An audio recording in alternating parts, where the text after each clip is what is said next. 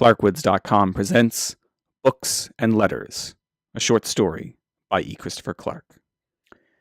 When he sees her pulled from the register to reshelve things, he finds himself a dark corner in the stacks in which to hide. It doesn't matter which corner. Yesterday it was between weight loss and human sexuality. Today it is amidst the tomes of religion and philosophy.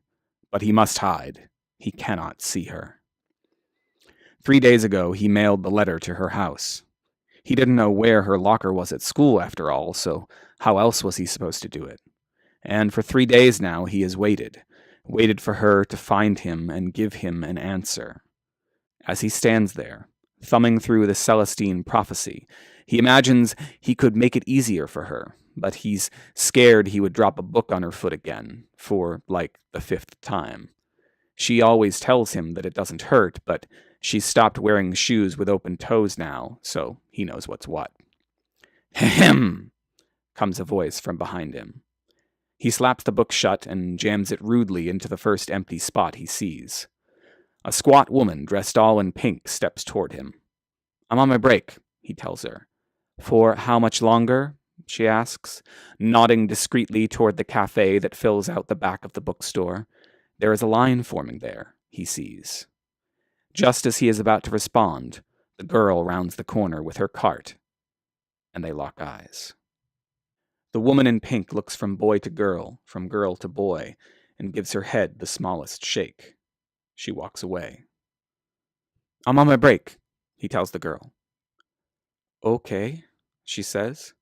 "It's, almost over." "Right," she says, ducking her head and nodding. And then, when a lock of hair falls down from her neat bun, she tucks it behind her ear, looks at him one last time, and nods.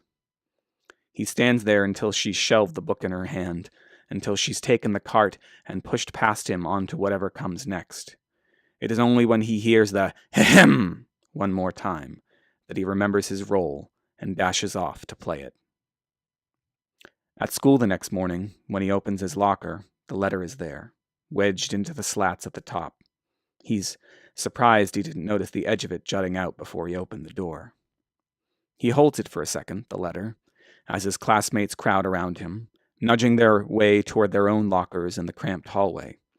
But he pays them no mind, doesn't respond to their elbows or their glares. He needs to take it in. The envelope has been opened neatly, cut at the top by a letter opener he imagines she stole from her father's office. And his letter is there too. But there's a smaller piece of paper, a purple one, wrapped around it, and she's scrawled a note upon it. "There's someone else now," reads the first line. "I'm so sorry." But it's the second that gets him, the words that appear just before her looping signature. "The books hurt less than this does." He tosses his own letter back into his locker, then folds hers into a neat square. He stuffs it into his wallet, hides it in a corner so dark that even he will forget where it is. Except that he will always know it is there. Always.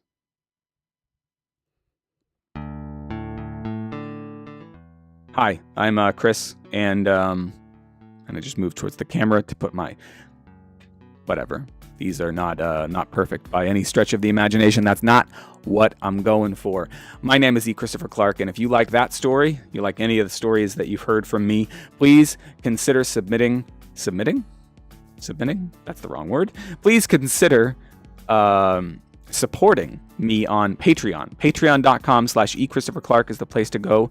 It's where you can support me for as little as $1 a month and get patron-only goodies and short stories that nobody else gets to see. Nobody else! Anything you could do would help, and everything that you do helps. Thank you very much.